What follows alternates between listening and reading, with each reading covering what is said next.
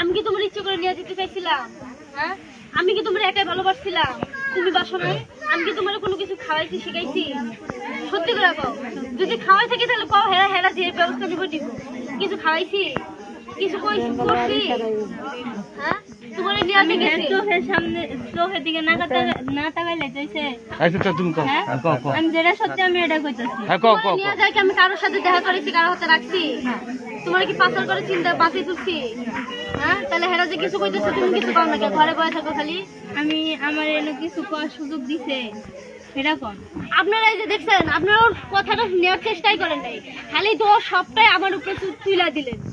মানে আমার কেউ রায় দেখে আমার উপরে তুইলা দিলেন, আর হ্যাঁ সব আছে দিতে এক দেশ থেকে আরেক দেশে নিয়ে এই আপনি কথা কন না।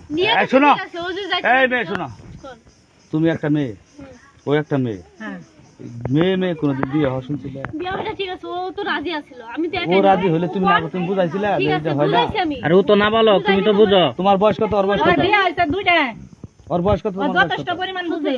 আরে তো বিয়ে হইছে নাই। ওর বয়স কত? ট্রেনে পড়ে। তাহলে ছোট পোলাপান, তুমি ওর সাথে ও যখন বললো আচ্ছা, ও তো এরকমই বুদ্ধি হয় না একদম। তোর তো দুইটা বিয়ে হইছে, তোর আমি কত শুনে আপনি বললেন না। এমনই তো মাথার মধ্যে, ওর তো কোনো বুদ্ধি একদমই নাই। আচ্ছা আছে তো আচ্ছা বুদ্ধি নাই। শোনো, সর্বশেষ তোমাকে তোমার দুইজনের আলাদা করা হবে। তুমি কোনোদিন চেষ্টা করবে না ওর সাথে যোগাযোগ করার, তুমিও কোনোদিন চেষ্টা করবে না, ঠিক আছে?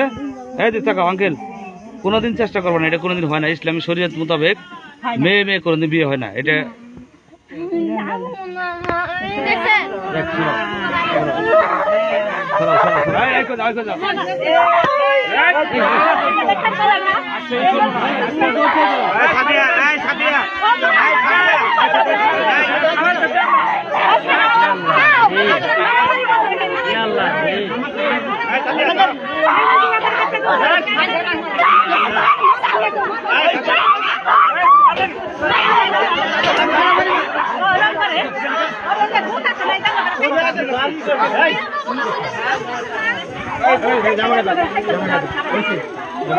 কি বললাম না, আর কিছু করে আলাইছে।